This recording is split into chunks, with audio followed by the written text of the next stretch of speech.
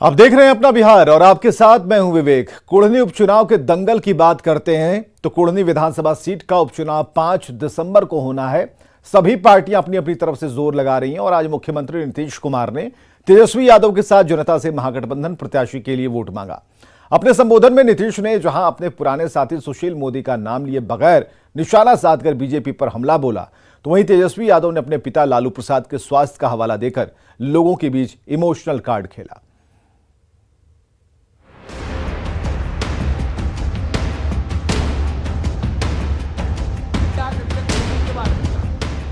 Kurhani seat महागठबंधन और BJP दोनों के लिए ही प्रतिष्ठा की लड़ाई बन चुकी है। 5 दिसंबर को होने वाले चुनाव के लिए सत्ताधारी महागठबंधन के नेता जोर शोर से चुनाव प्रचार कर रहे हैं, तो वहीं बीजेपी नेताओं ने भी पूरी ताकत झोंक दी है।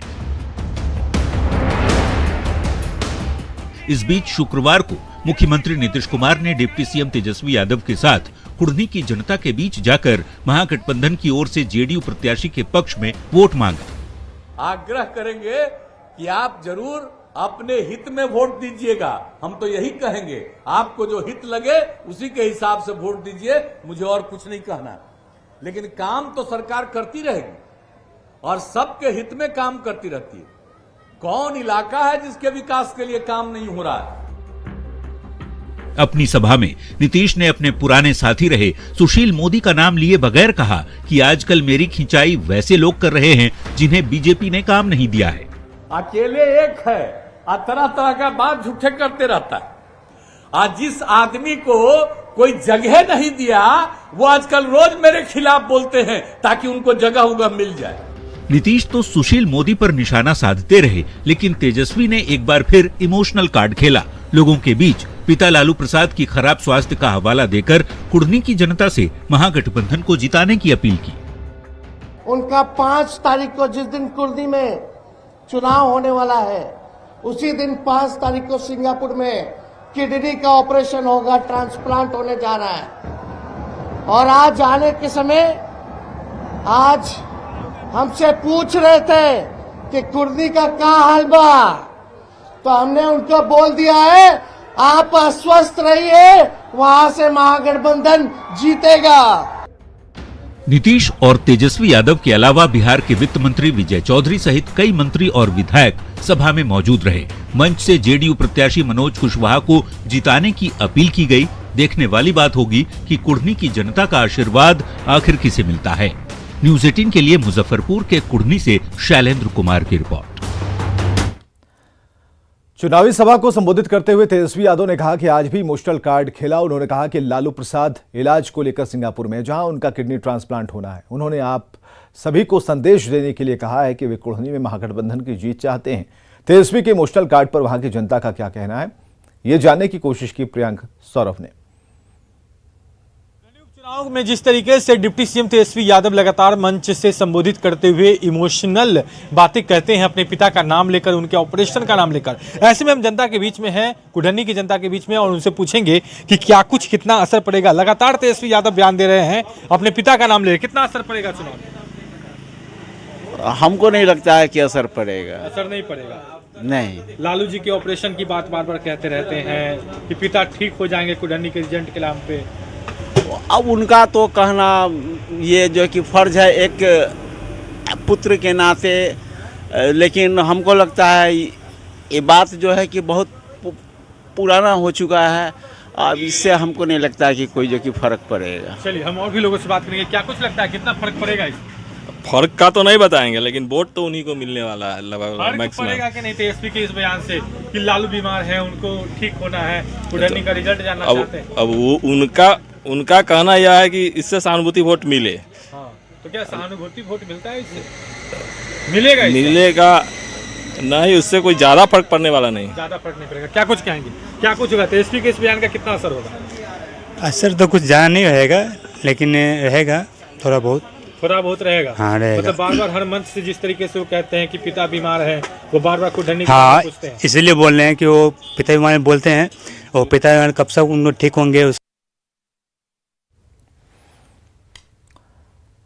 शराबबंदी वाले बिहार प्रदेश में नशे से मौत का सिलसिला थम नहीं रहा। ताजा मामला वैशाली से सामने आया है, जहां महनार के एक प्राइवेट स्कूल के प्रिंसिपल और एक युवक की संदिग्ध स्थिति में मौत के बाद कई सवाल खड़े हो रहे हैं। हालांकि पुलिस पोस्टमार्टम रिपोर्ट का इंतजार कर रही है।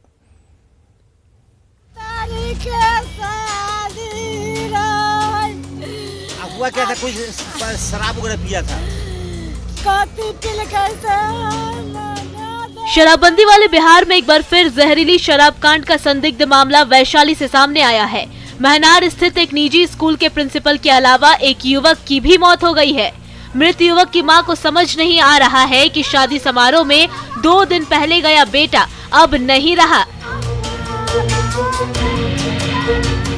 गाड़ी मिला बाद में। कोई कहला कि दारू पी गए, कोई कहे कि शराब पी गए।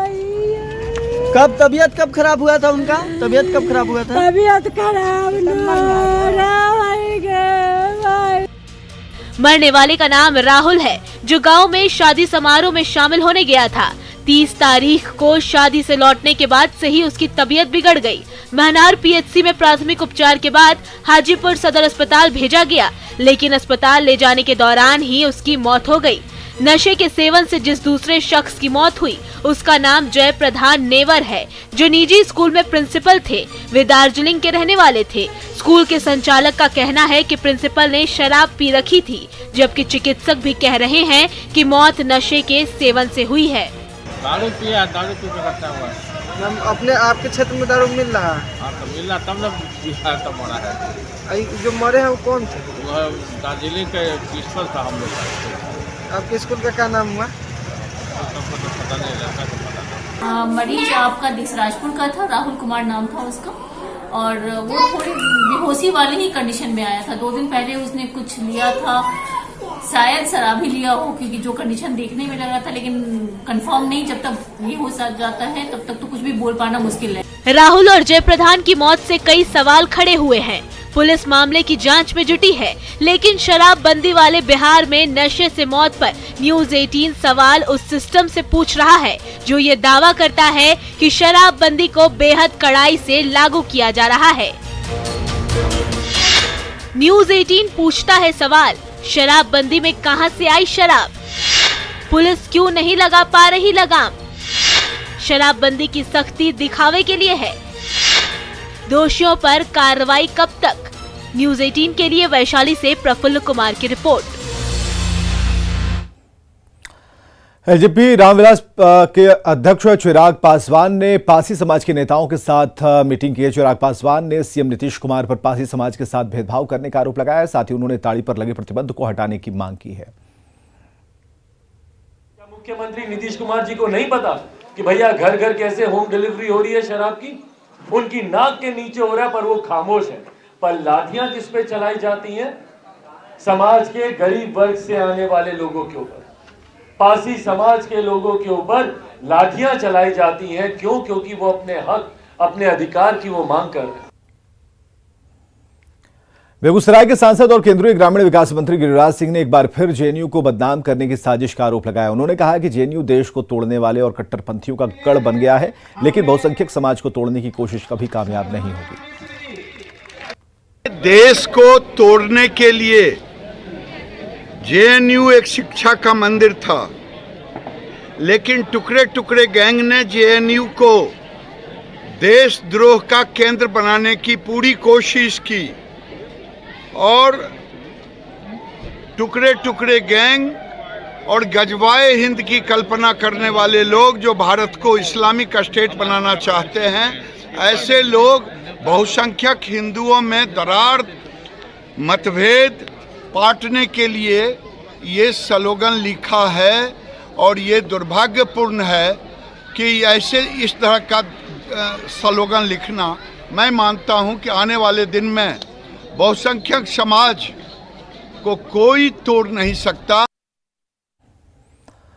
बिहार का भविष्य खतरे में है, क्योंकि शिक्षा व्यवस्था चौपट हो रही है। शिक्षा के नाम पर स्कूलों में मजाक चल रहा है। स्कूल प्रिंसिपल, शिक्षक सभी और छात्र सभी इसके पात्र बने हैं।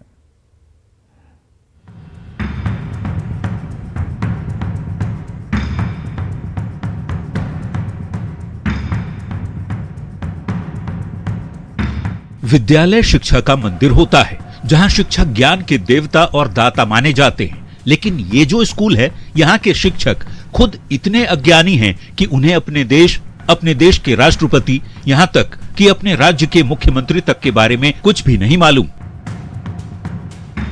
न्यूज़ 18 की टीम दीनार बेगम उर्फ नूरी मैडम से पूछती रही, लेकिन वो कुछ भी जवाब नहीं दे पाई। बच्चों को क्या देश का राष्ट्रपति का नाम बताए हैं? राष्ट्रपति का नाम बता सकते हैं? राष्ट्रपति का नाम बताइए, क्या है देश का? शिक्षा मंत्री का। बिहार के मुख्यमंत्री कौन है जानकारी मैडम? बिहार के अपने जो बिहार है उनके मुख्यमंत्री कौन है पता है? मैडम तो मैडम, सर भी देश दुनिया से पूरी तरह अनजान निकले। जनाब जहीरुद्दीन को न तो राष्ट्रगान के बारे में मालूम है और न ये राष्ट्रगीत के बारे में ही जानते हैं।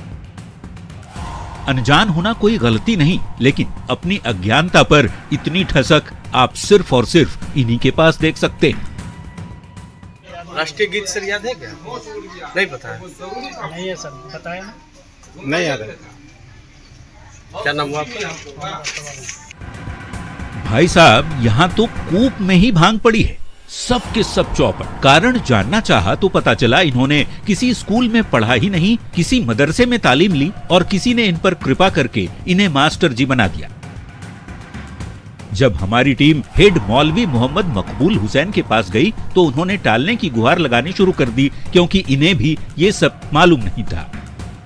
में जो शिक्षक हैं उन्हें देश का नाम नहीं पता और जनगण राष्ट्रीय गीत भी उनको पता नहीं, राष्ट्रीय गान नहीं जानते लगता है ये जान के। कैसा लग रहा है आपको? उसको तो कार्ड दीजिए सर, आप उसको कार्ड दीजिए सर। काफी पता है राष्ट्रगीत?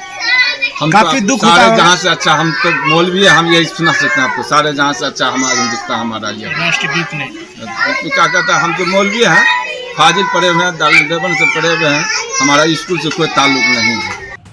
ये तस्वीर कटिहार के एक मदरसातुल बनात की है। ऐसे स्कूलों, ऐसे मदरसों और ऐसे शिक्षकों के भरोसे हमारे बिहार, हमारे देश का भविष्य कहाँ जाएगा, ये तो कर्ता धर्ताओं को भी मालूम नहीं।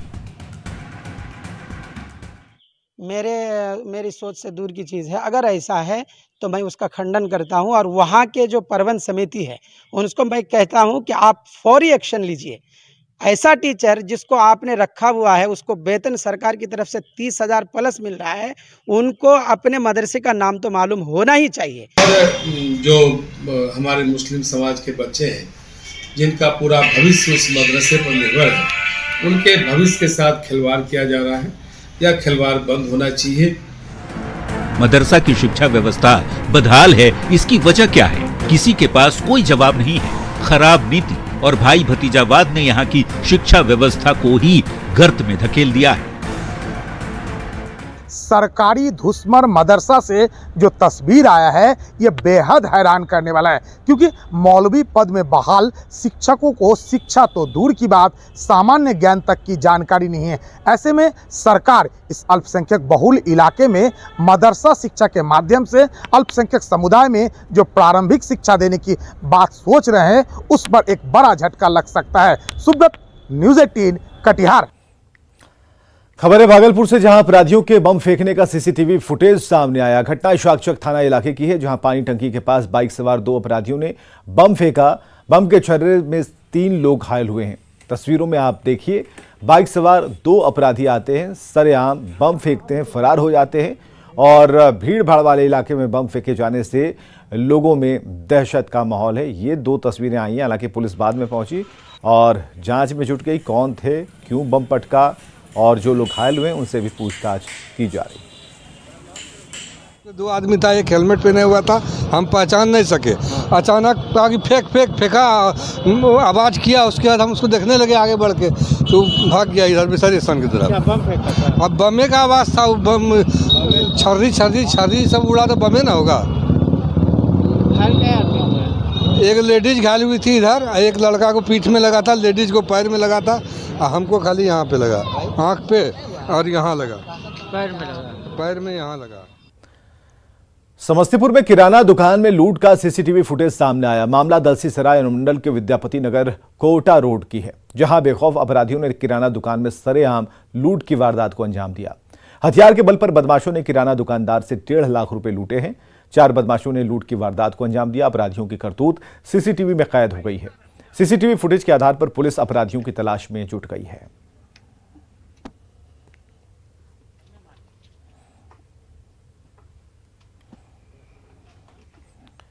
बेगूसराय में अतिक्रमण मुक्त कराने आई पुलिस टीम पर ग्रामीणों ने हमला बोल दिया। घटना खुदावंतपुर थाना के सागी पंचायत की है, जहां गैर मजरूआ जमीन को अतिक्रमण से मुक्त कराने के लिए अंचलाधिकारी के साथ पुलिस जवान पहुंचे थे, जहां ग्रामीणों ने पुलिस टीम पर हमला कर दिया।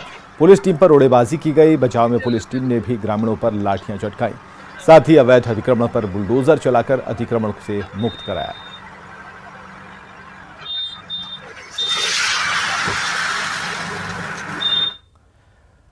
बिहार में मखाना अब उद्योग का रूप लेता जा रहा है। किसान से लेकर उद्यमी तक मखाना कारोबार से मालामाल हो रहे हैं और इसका उदाहरण पटना के ज्ञान भवन में आयोजित मखाना महोत्सव में देखने को मिला। मखाना को बढ़ावा देने में अब तो IIT से पढ़ाई कर चुके युवा भी जुड़ रहे हैं।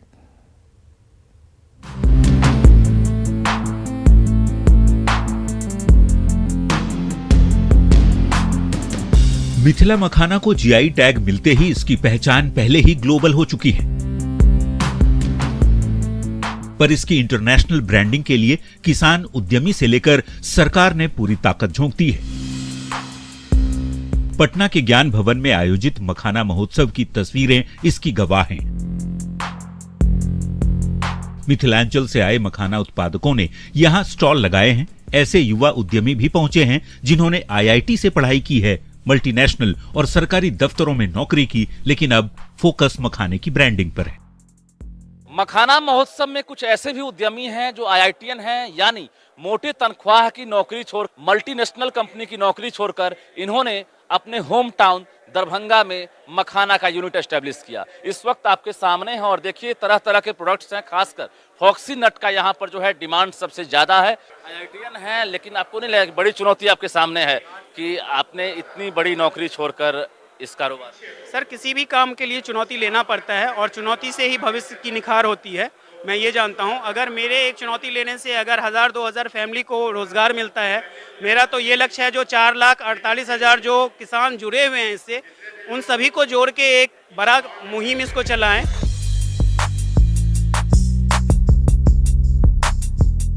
पहले मखाना की परंपरागत खेती होती थी, लेकिन अब काफी रिसर्च वर्क से इन प्रोडक्ट्स की तैयारी बड़े पैमाने पर हो रही है।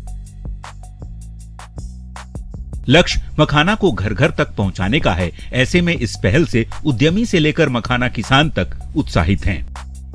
रिजल्ट अच्छा आ रहा मार्केट में। अभी हम लोग कमाने पे मतलब इनकम पे फोकस नहीं कर रहे, हम लोग पब्लिसिटी के लिए जो है अपने प्रोडक्ट को हाईलाइटेड कर रहे हैं। तैयार कर प्रोडक्ट ऐसे 50 प्रोडक्ट बनाई हुई हूँ, जैसे स्नैक्स है, बर्फी है मखाना की, लड्डू है, केक है, कुकीज़ है, नमकीन है, नमकीन काजू है, रेबड़ी है और बहुत सारे आइटम है। भी प्राइवेट सेक्टर जॉब करी चलिए तो प्रॉफिट होते नहीं चले। एग्रीकल्चर में देखलिए कौन करी हमरा से कौन भ सकते, कौन काज भ सकते, तो देखलिए मखान इंडस्ट्री में यदि नया कहीं रूप लऽ रहल छै, ग्रो कर रहल छै, हम एहिमे काज करी तो हम बहुत जल्दी सक्सेस हमरा भेटत दोसर के अपेक्षा।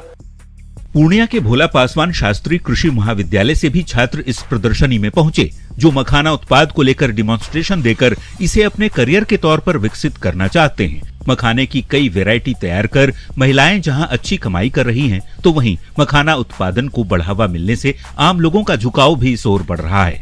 भारत में मखाने का 85% उत्पादन बिहार में होता है और मिथिलांचल से लेकर सीमांचल और कोसी तक उद्योग का जाल बिछने लगा है। उम्मीद है ऐसे आयोजनों से मखाना को नई ऊंचाई मिलेगी। न्यूज़ 18 के लिए पटना से रजनीश कुमार की रिपोर्ट। वैशाली से बड़ी खबर है। संदिग्ध स्थिति में एक और युवक की मौत हो गई। जहरीली शराब से मौत की आशंका जताई जा रही है और आज सुबह से 3 लोगों की मौत हुई है। जांच के लिए महनार पहुंच चुके हैं डीएम और एसपी और जांच लगातार जारी है। बड़ी खबर वैशाली से संदिग्ध स्थिति में एक और युवक की मौत हो गई। जहरीली शराब से मौत की आशंका जताई जा रही है और आज सुबह से 3 लोगों की मौत हुई है। हालांकि अब जांच के लिए महनार पहुंच चुके हैं डीएम और एसपी। तो आज सुबह से ही 3 लोगों की मौत की खबर और वैशाली से इस वक्त की बड़ी खबर। हालांकि आशंका जताई जा रही है कि शराब पीने से मौत हुई है। मोबाइल छोड़िए और किताब पढ़िए की थीम पर 3 साल बाद पटना के गांधी मैदान में पुस्तक मेले का आयोजन किया गया है और इसका उद्घाटन राज्यसभा के उपसभापति हरिवंश ने किया। उन्होंने कहा कि बिहार का नाम पढ़ने में सबसे आगे आता है, लेकिन पिछले 35 साल में सफल पुस्तक मेले का आयोजन ये साबित कर रहा है कि बिहार सिर्फ पढ़ता ही नहीं लिखता भी है। पटना के गांधी मैदान में लगने वाला पुस्तक मेला देश का तीसरा सबसे बड़ा पुस्तक मेला है, जिसका लोग साल भर इंतजार करते हैं। कोरोना की वजह से 2020 और 2021 में पुस्तक मेले का आयोजन नहीं हुआ था। पटना पुस्तक मेला एक ऐसा अवसर प्रदान करता है बिहार में, जहां बिहार की प्रतिभाएं, रंगकर्मी, कवि, लेखक और साथ जो प्रकाशक आते हैं मिलकर इस विरासत को यानी मनुष्य की चेतना और सृजन को आगे बढ़ाने का काम करते हैं। अभी हाल में अनेक ऐसे सर्वे आए हैं जो प्रमाणित करते हैं कि छपे शब्दों का मन पर सबसे गहरा असर होता है। पुस्तकें हमारे जीवन की अभिन्न मित्र हैं। आपके अकेलेपन में, आपके विचारों को आगे ले जाने में पुस्तकें ही साथ देती हैं, पुस्तकें ही रास्ता प्रशस्त करती हैं। अनेक दुनिया के बड़े विचारकों ने कहा है, पुस्तकें नहीं होती तो इंसान को अंधेरे में रोशनी देने वाला कोई नहीं होता। आगे देखिए जोहार झारखंड।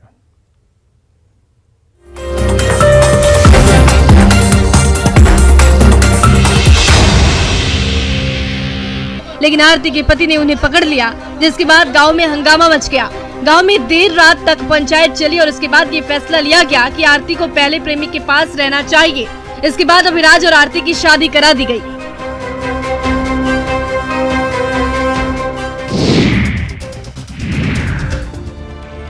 पापी पेट का सवाल है साहब, मजबूरी उम्र नहीं देखती है और ना ही शारीरिक अपंगता। इस 9 साल के मासूम को देखिए जो बेरहम जिंदगी से दो हाथ कर रहा है और अपने परिवार के भरण पोषण के लिए दिव्यांग पिता को ठेले पर बिठाकर सेब बेचने निकल जाता है। इस बच्चे की उम्र भले ही कम हो, पर इसके कंधों पर जिम्मेदारियों का बोझ है।